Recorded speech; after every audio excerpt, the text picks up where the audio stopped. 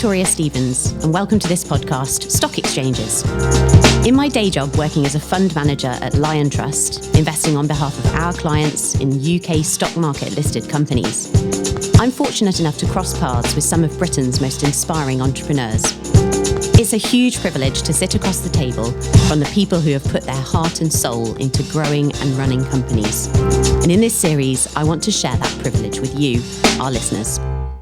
Today, my guest is Nadeem Raza, the Chief Executive and Majority Shareholder of Microlise. Microlise is a company which provides integrated hardware and software solutions to the operators of fleets of commercial vehicles. Their technology acts as a linchpin for their customers' operations, connecting those trucks, lorries, vans, and the people driving them with the customer's central hub. It allows the customer to plan and optimize the routes taken by the vehicles, improve the efficiency and economy of how they're driven, manage customer delivery schedule expectations, enhance vehicle safety, adhere to compliance regulations, and much more. Microlise's customers include a roster of names which are instantly recognisable to our listeners, from large grocery chains like Tesco, Sainsbury's and Asda, to parcel delivery operators like DPD or Yodel. And Nadeem himself has been with Microlise for over 35 years, having joined as a software engineer not long after graduating from university. He worked his way steadily up through the ranks before leading a management buyout in 2008 and assuming the CEO's role. And since then, he's evolved the business model to become more robust and recurring.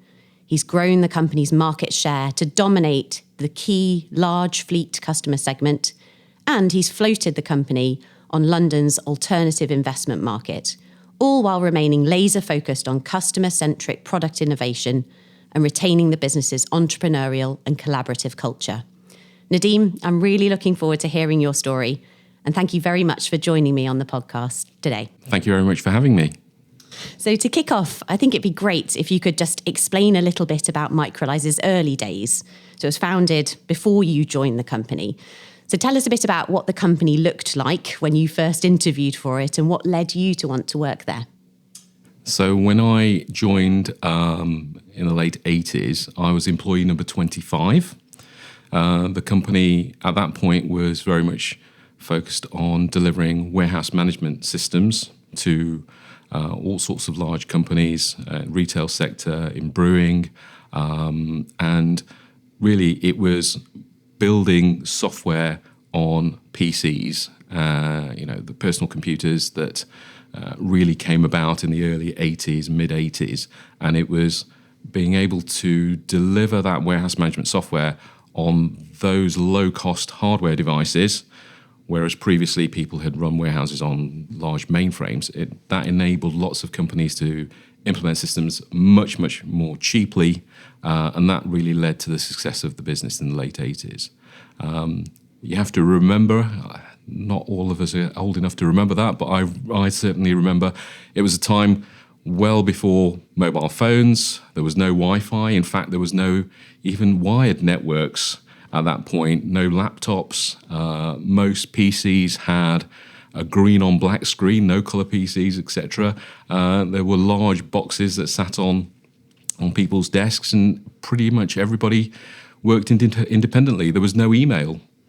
Yeah, so it was a very, very different time, and it's been interesting over the last 35 years to see all of those technologies come in and really change the way that people write software and the way people consume software as well. We'll definitely pick up on some of those technology shifts later in the podcast. But for you, you were quite fresh out of university, I think. Had you done a computing degree? Did that exist back then? Yeah, I did mathematics and computing at university. I first actually started writing software when I was about 14. The school that I was at had about 6 PCs amongst 200 or so people that were in that particular year. So you didn't get a lot of access to them, but it was the point at which lots of home PCs came about, the ZX Spectrum, the Commodore Amigas and BBC Micros, etc. So it was really at the dawn of that age, and it was something that really fascinated me, hence I got into software and writing code, and as I said, went on to do mathematics and computing at university, and eventually, a few months after university, I joined Microlise.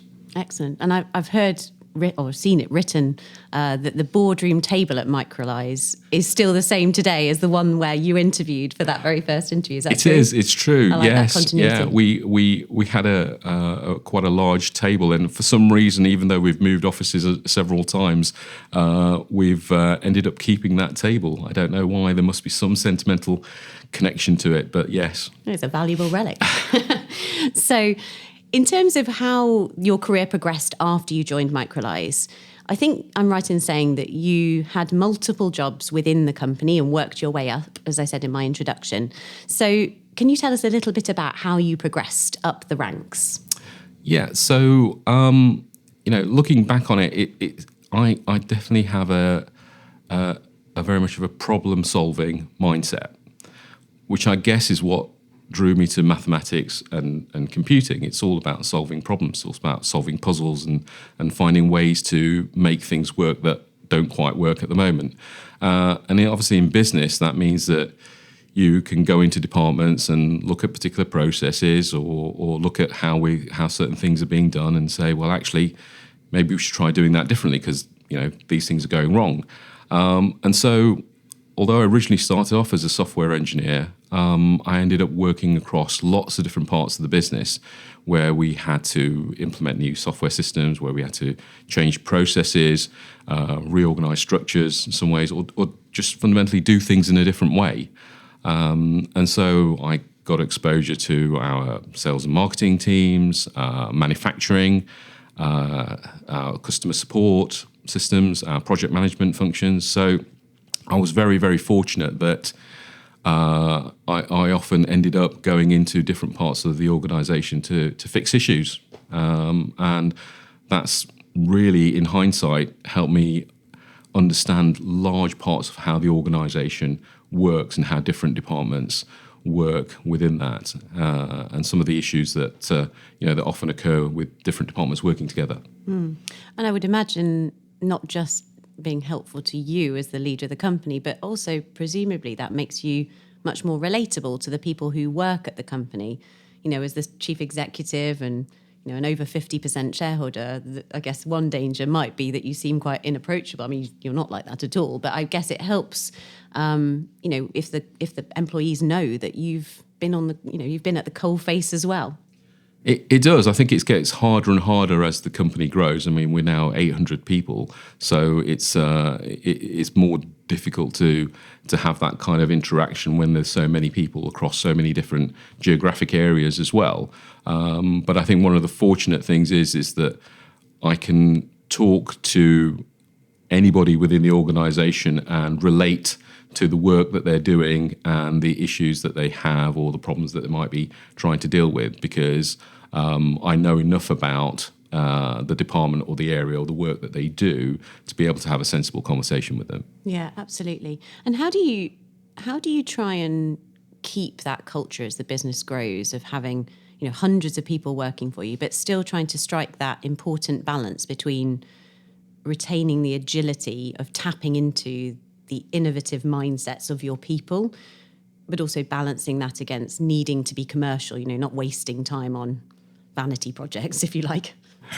Well, I think it's been hard. It's been one of the things, it's probably one of our, as an organisation, one of our greatest learnings, because earlier on in the first sort of 10, 15, 20 years of the organisation, it was run by technical people. I was technical. Most of the other directors actually came from a software background as well. So we were all technical and we loved solving problems. And we solved problems that didn't necessarily have a commercial requirement, which meant that we didn't necessarily make lots of money on different things that we did. And it was one of those learnings that I think during 2005 onwards, where we really started looking at going, well, okay, that's a great problem. We can solve it. We know how to solve it and come up with a great solution for it. But are we going to make any money solving it?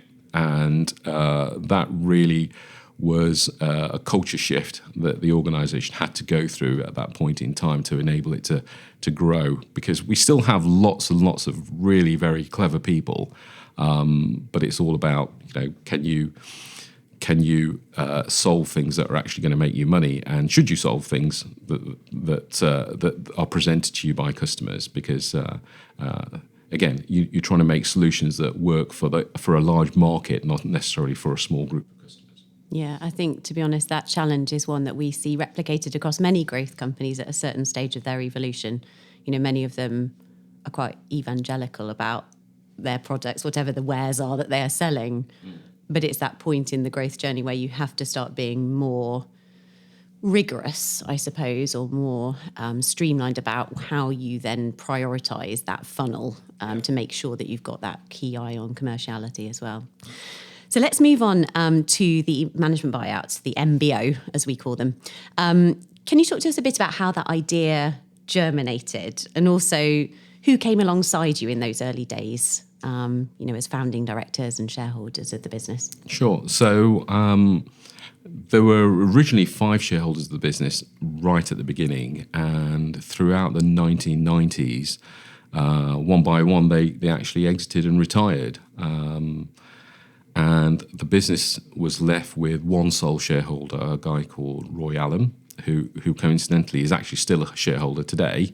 But he was semi-retired. He was working 3 days a week, and myself, Bob Harvey, and a couple of other people were really the people that ran the business on his behalf.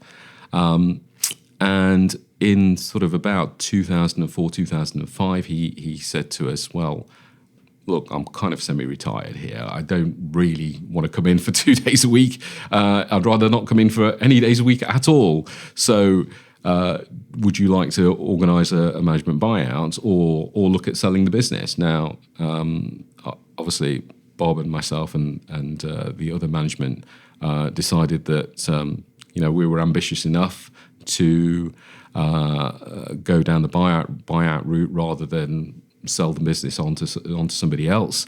And Roy made it very easy for us to do the management buyout. So it was completely funded by him. Effectively, he actually sold some of the buildings that the company owned, and we used that in a combination of vendor loan notes to actually do the management buyout. So we obviously put our own money in it, but it wasn't funded through any other VC or anything like that.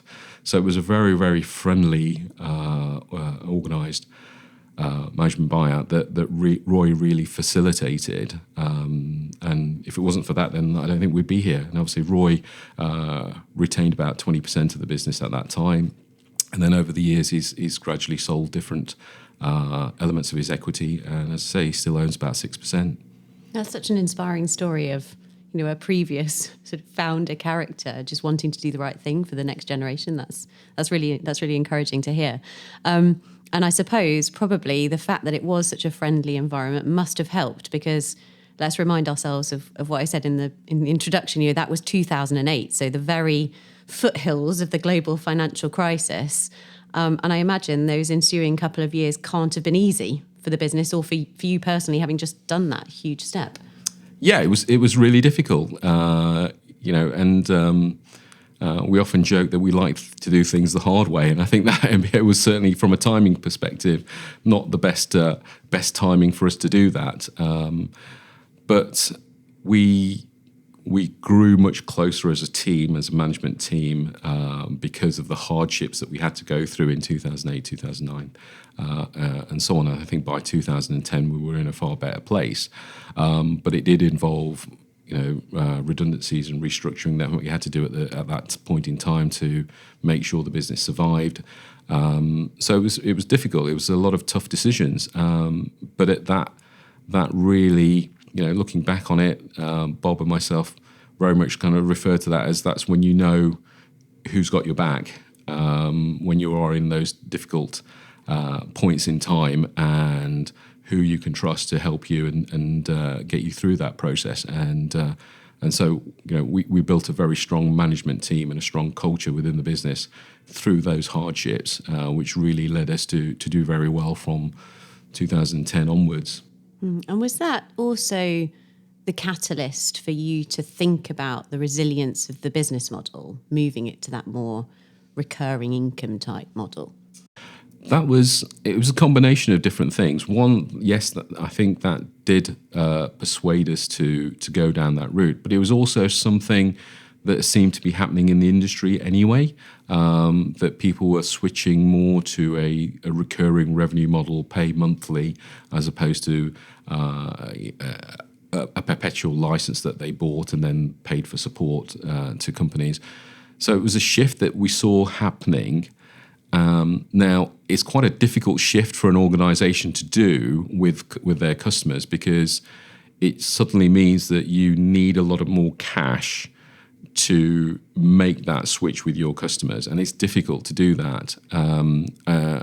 It took us about 4 or 5 years to transition from one model to another, but it did mean that the business was far more stable, and given the long-term nature of those contracts, it meant we could think more long-term with some of the decisions that we made, rather than thinking only looking forwards at the next quarter or the next 6 months. Yeah, absolutely. So we're now kind of in your story at the point where Microlise starts to look a lot more like the company it looks like today. And we're going to come to that decision to IPO later. But I think at this stage it'd be quite interesting just to delve a little bit into your perception of the company's key competitive advantage and its growth prospects. So one thing that I wanted to ask you to describe for us really is the company's mentality around research and development, intellectual property, technological innovation. My perception of Microlise is that, it's the hardware is what it is. It's the functional part of the offering, but it's the real value to the customer is certainly in the software and its deep, broad functionality across a number of different sort of use cases within a customer. So talk to us a little bit about that mentality around innovation and R&D. So one of the things that we've never been afraid of is taking on something new that we didn't necessarily have the skills for at the point in time, but knowing that we could, we could solve, and that's meant that we've got a lot of skills in-house that a lot of companies don't have. Not just our hardware engineering, electronic design skills. At one point, we actually did our own circuit boards and so on as well. But we also have, networking expertise. We have airtime comms expertise. We have hosting expertise because we host our own equipment in our own data centers. So there's a lot of skill sets that are all under one roof, literally under one roof, which means that if you have a problem, you don't necessarily have to go and try and get support from a supplier. You can walk into down the corridor to another room and find somebody who's got those skills and say, can you help me with this, and get it resolved fairly quickly.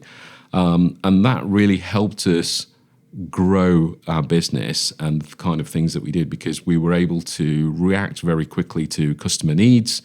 We were able to solve particular problems that they had faster than other people could. And it meant that, we could come up with more innovative solutions that other people couldn't do because they didn't have all of those skills in-house. Absolutely.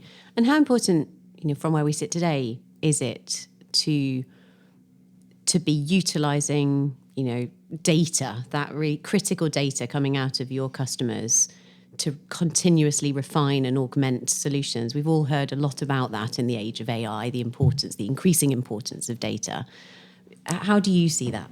I think there is lots more still to do on that front. We have lots and lots of data, and I think really we've only scratched the surface in terms of the solutions that we can create for our customers with all of that knowledge. For example, today a lot of our customers are talking to us about their emissions targets and what they need to do regarding their emissions over the next 5 years, etc. We have all of that data. And so one of the things that we are working very closely with our customers over the last 2 years is really helping them understand which bits of their supply chains are actually producing the kind of emissions that and what they can do to help reduce those. And when you think about the fact that somebody, a retail organisation like Tesco has, they transport goods via train, they transport via ships, they have many warehouses, they have trucks, they have different types of trucks, some that are hybrid trucks, some that they've actually now got some electric trucks, all the way through to delivering to your doorstep. They've got electric vans, etc. So working out, your groceries that arrive on your doorstep, how much carbon emissions have they produced over that life cycle of from the point at which they're manufactured to the point at which they arrive at your door. It goes through a very, very complex supply chain to get there. And we've got all of that data, so we can actually help them look at how they can reduce some of those emissions. And that's one of the areas that we've got more work that we can do, certainly on that front, to exploit that data better.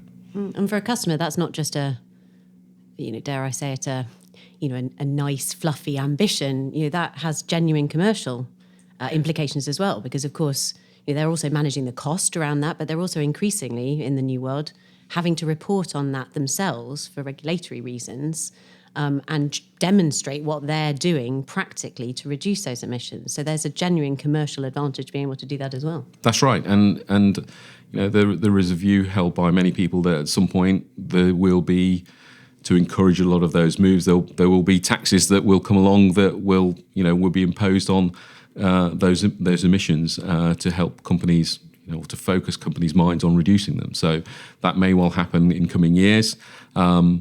But yeah, understanding how those things operate through very complex supply chains, and what you can do to help make them more efficient is really what we're all about. And your sweet spot that you've built up is very much today in that large fleet segment. So, customers that have got, 100 plus vehicles, even more.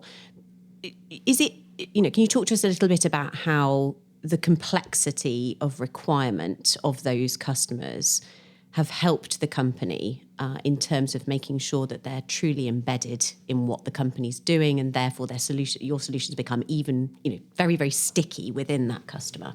Sure. So logistics is fascinating. The more I There's a phrase you didn't think you're going to hear. Well, it's fascinating. Like a lot of things, to be honest. When you look under the covers and understand how it operates, you really see the complexity behind something. Today you can order something on your phone and you can have it delivered within 30 minutes. Yeah.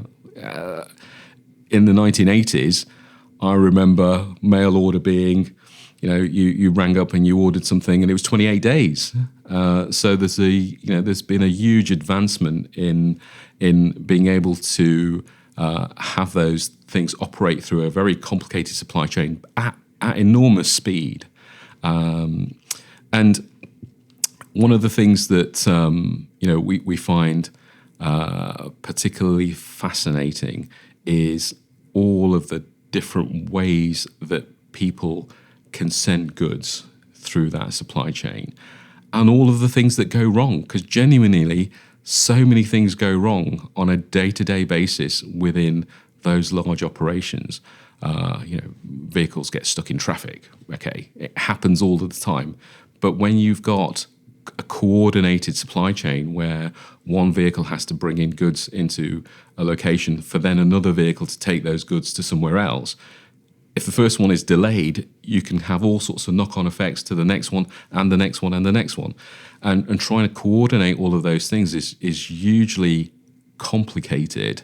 And that's what we do on a day-to-day basis. And I think that if there's anywhere in industry where you've got people with a can-do attitude, it's actually our customers in logistics. It's so impressive how, even with all of the obstacles that happen on a day-to-day basis, they find ways to still get goods delivered and out the door. They are incredible at solving real-time problems and making things happen. Yeah, amazing. And for you, having built up that dominant position here in the UK, your at a relatively early stage of then trying to expand out internationally in certain kind of key markets. Can you talk to us about how you see that opportunity to take what Microlise has done so successfully here and replicate it abroad? So one of the interesting things about the UK is, as a geography, we're a pretty small nation with 66 million people, all in a very small space, relying on pretty poor infrastructure when you think about our roads, etc. So to get that efficiency in supply chain, we have to be very good. And in fact, we are some of the best in the world, if not the best in the world, in how our logistics operate. And because of that, and because of those things that we've solved here, actually we can take those solutions to lots of other places in the world that are 4 or 5 years behind us in real terms. So one of our fastest growing markets is Australia. And it's fair to say that Australia, in various aspects of logistics, including home delivery and so on, is a few years behind where we are in the UK, and they recognise that. And as such, a lot of the things that we've developed here are usually applicable to their kinds of operations, and that's one of the reasons why we've been so successful over there. Yeah, absolutely. Now, I'm going to take us in a slightly different direction now, because I said I'd come back to that decision to float the business on the alternative investment market, or AIM as it's known. That's London's junior stock market for growth companies. So that happened for you. You listed the business on AIM in 2021. And for me, that feels like a real landmark step, particularly for an owner manager with such a large equity stake. You then move from being accountable to a very close-knit, tight-knit group of people to having a much more extensive list of shareholders as a public entity. So it'd be really interesting to understand what catalysed that decision to list and what your experience of it has been so far. And that can be positive and negative. So, I think there was a number of reasons why we decided to list. So in the late 2010, so 2016, 2017, we were looking at how do we enable some of the directors and shareholders at that point in time to exit and retire. We did some internal company restructuring, bought back various shares, which enabled 2 of our directors to exit the business in 2018. We were considering what else we could do. I wasn't really looking to retire, although 1 or 2 of my fellow team members were. And so we were looking at a way of how could we do that where some of us could carry on running the business and others could exit. And we looked at trade sales, we looked at bringing VCs on board, and somebody said, well, you could list. And it wasn't something that we'd actually considered at the point. So we said, okay, well, that's interesting. We hadn't really thought about that. We'll go off and investigate. So we spent about a year looking at, well, what does it mean to be a listed business? How do you become a listed business? What are the pros and cons? So we did a lot of work, talked to a lot of people, and in sort of 2019, we were a few months away from deciding to do that. We had an acquisition that we'd decided to do, which we did about 9 days before the first lockdown in 2020. So that was an interesting acquisition, because we just bought this company, and actually we couldn't really interact with all the people because everybody was working from home. So it was an interesting way of trying to integrate a business without really having all of those comms and stuff in place, while at the same time dealing with all of the other issues that COVID brought along to 2020. So our IPO got parked, essentially. But it was still something that we wanted to do. 1, to allow some shareholders to exit. 2, and this is something that is part of the culture at Microlise, is we really wanted to find a way that our staff could come along with that journey. So, giving them some sense of ownership of the business, or enabling a way that they could own parts of the business and come along for the success of that journey. And so we were still quite keen to do the IPO. And then it took us another year or so after that before we finally had everything in place to be able to do the IPO. And again, we successfully did that in July 21. Yes. And I think for investors like us who embrace that principle of equity ownership, not only in terms of alignment with us as shareholders, but also in terms of the benefit that it brings for thinking long term about building value in a business, that's hugely valuable. And we were delighted to see that you didn't sell a single share at IPO, which is relatively rare for an entrepreneur selling a stake in their business. But how important do you see the equity incentivization for you and for your staff being in terms of bringing that long-termism into the company? Well, I think that my logic was pretty simple in terms of not selling any shares, which was that if I did sell some shares, I'd have some money that I'd have to invest somewhere. Why wouldn't I keep it invested in Microlise, which I understood the business very, very well. I managed the business. So for me, as an investment, it seems like a sound and reasonable investment to me. And so it didn't make sense for me personally to do anything other than that. But it also means that, a lot of the other shareholders, and Roy being one of them still,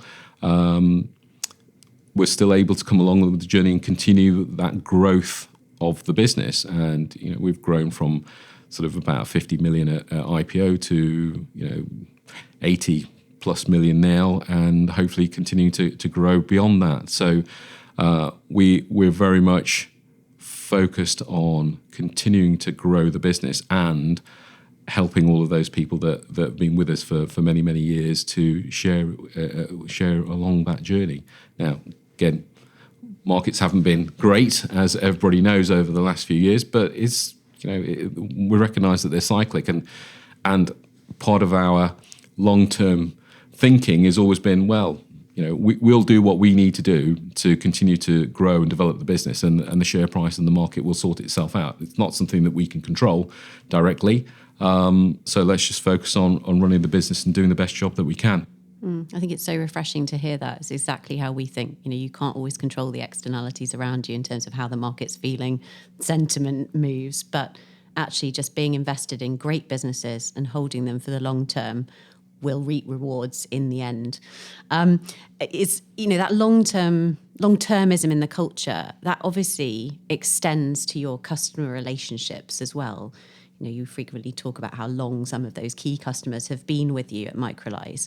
And I'm really interested in your transport conference.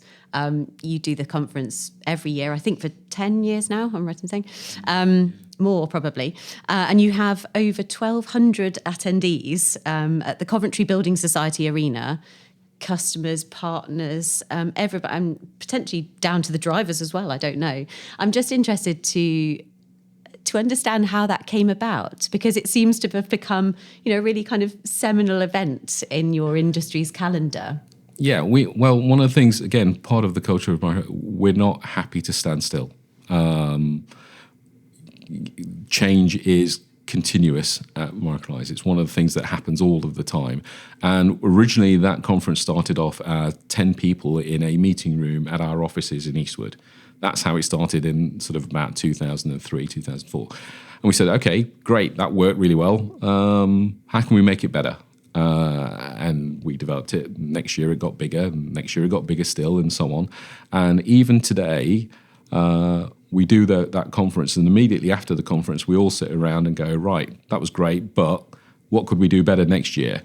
And there's 30 people there and it's interesting because we run the conference. We don't outsource it to anybody else. It's actually organised by our marketing team and a whole variety of other people from within the business that go and do this every year. And so, we all sit around afterwards and think about all the things that we could do to make it better, and hence why it's continued to get better and grow and have more prominence within the industry. It is the largest conference of its type in Europe. So, that's taken us a few years to get to that stage, but we're still not satisfied with that. We're still looking at, well, how do we make it better still? And this year we've changed the format and done various changes to it this year as well. And I think another 1 or 2 years, and we'll definitely have outgrown that venue in terms of the number of people that are coming along. We'll have to find somewhere else. But it continues to get bigger and better. With that number of attendees coming year in, year out, I mean, you must be doing something right in terms of providing something that's genuinely of huge value to the customers and something that seems really quite innovative in your sector. And it goes back to the customer relationships that we have. We think about those very much in the long-term view and saying, well, okay, we're not trying to generate some revenue from this customer for this quarter. We're tied into a 5-year contract with this customer. Ideally, year 4, year 3, that contract will get renewed for another 5 years. So how do we build on our relationship with that customer? How do we help them become more successful? What problems do they have that we can solve for them? That then means that actually they'll spend more money with us and continue developing that relationship. And that's the attitude that we have, hence why we have that really low churn rate. Sub 1% of our customers actually, by revenue, actually leave us every year, which is incredible in the kind of software industry. You don't normally see that kind of such a low level of churn at all. Yeah, huge loyalty and trusted relationships, trusted partner kind of status. It's hugely valuable. Now, before we finish, I wanted to delve into a little bit more on how you deal with challenge. Now, we've already covered the initial challenge that you had after the MBO, obviously doing it at such a challenging time for the global macroeconomic backdrop in the global financial crisis. You've just told us about 2020, just before the pandemic, doing an acquisition, which, with the benefit of hindsight, a wonderful thing, was very timed, very at a very challenging moment with us all about to go into lockdown. You've just had another challenging period that you've gone through just in a very sort of short period, because you've had to deal with the implications of a nasty cyber attack. Now, we're definitely not here to get into any detail on current trading or anything like that, so I'm not going to ask you anything about that. But more, I was just interested to understand what happens when a successful entrepreneur gets a sideswipe from an unexpected setback. How do you cope with those moments of peak stress as the leader of a business? Well, I think the first thing to do is not to get angry about it, not to get emotional about it.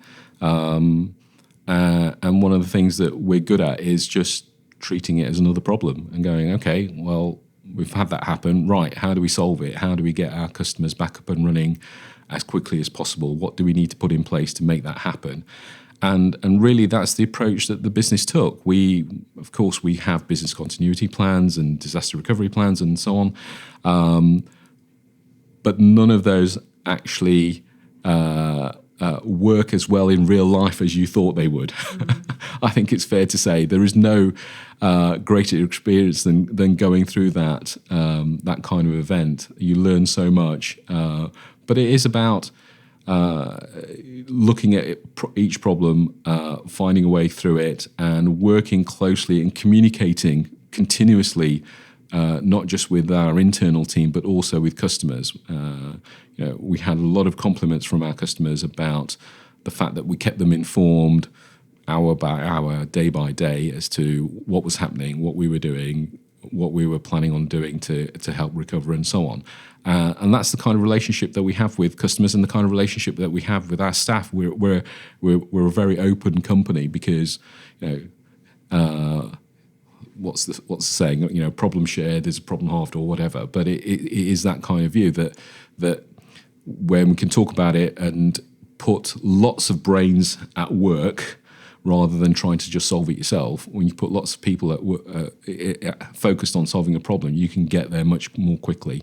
And I think the cyber incident showed at some of us at our best in terms of how we go about solving things and how we deal with problems that we weren't expecting, that appeared out of nowhere. And listening to you talk, I mean, you come across as unflappable almost, very much focused on rolling up your sleeves, getting down to the practicalities of how to solve those challenges, as you've said.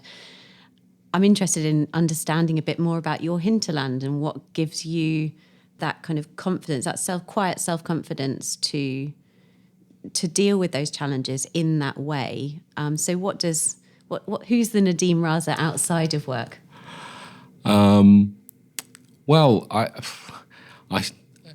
think there's a few different probably answers to that question. One is I learned a long time ago that actually fear is a lack of knowledge. So if you're frightened about something or you're worried about something or whatever, then turn it around to, well, why? Ask lots of questions like why, and try to get to the bottom of it. And once you understand something, or once you really get a view of the problem itself, then actually you're halfway to solving it. You're halfway to getting an answer. And so, yeah, I can be very unemotional on lots of things like that, where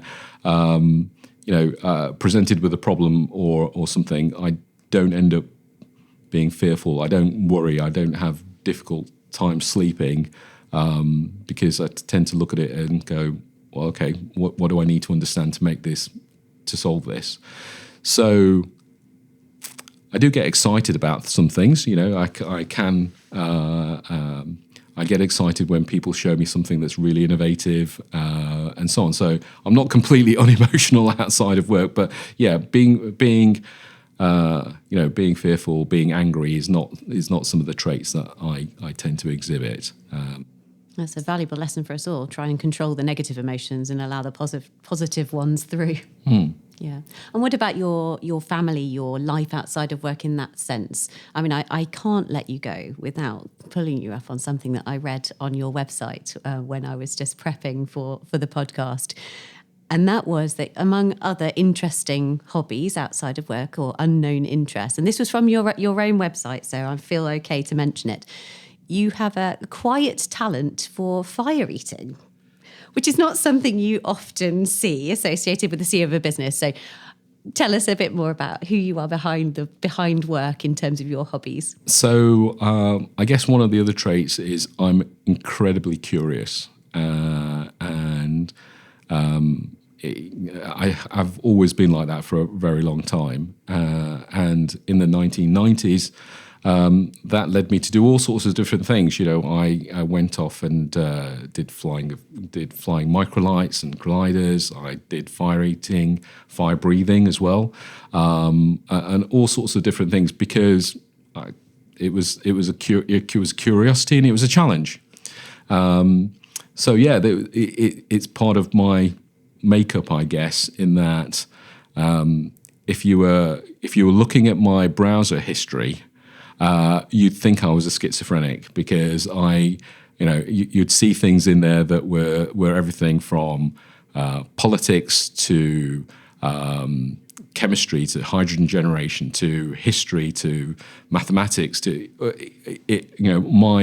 my mind wonders about all sorts of things, and hence I ask questions and I delve into all sorts of subjects that most people might not necessarily think about. Absolutely, including, as you've just told us, fire breathing. Fascinating.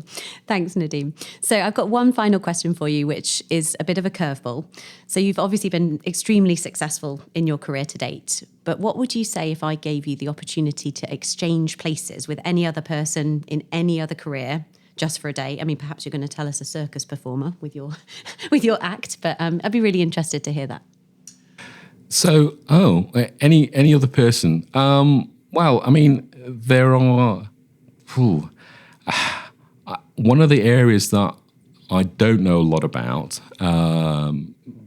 is biology, and I've done chemistry and I've done physics, and I know quite a lot in those subjects. But biology is one of those areas that I never quite got my head round for a variety of reasons. But 2 years ago, in 2023, I was diagnosed with cancer. So I'm all fine now. Nothing to worry about on that. But it was a minor issue. But that often led me to think about okay, well, cancer research is huge. It's lots of stuff going on there, and the more I read about it, the more interesting I found it, and so on. So it was. It's an area that I would love to understand more about, and I think the job that some of those researchers are doing in that field, and also obviously in the field of vaccines, has been quite prominent in the last 3 or 4 years with COVID, and all the latest things and advancements that are being done in biology. It's just fascinating, and it's an area certainly that I'd love to find out more about. Well, that's a really interesting answer. Thank you. Another example of that inquisitive mind, that thirst for knowledge, that problem-solving mentality that obviously pervades your career at Microlise and how you've built it up to the business today. So a really nice note to finish on. So thank you so much for joining me today, Nadeem. It's been such a pleasure chatting to you. And for our listeners, please do subscribe via Spotify, Apple, or your usual podcast provider.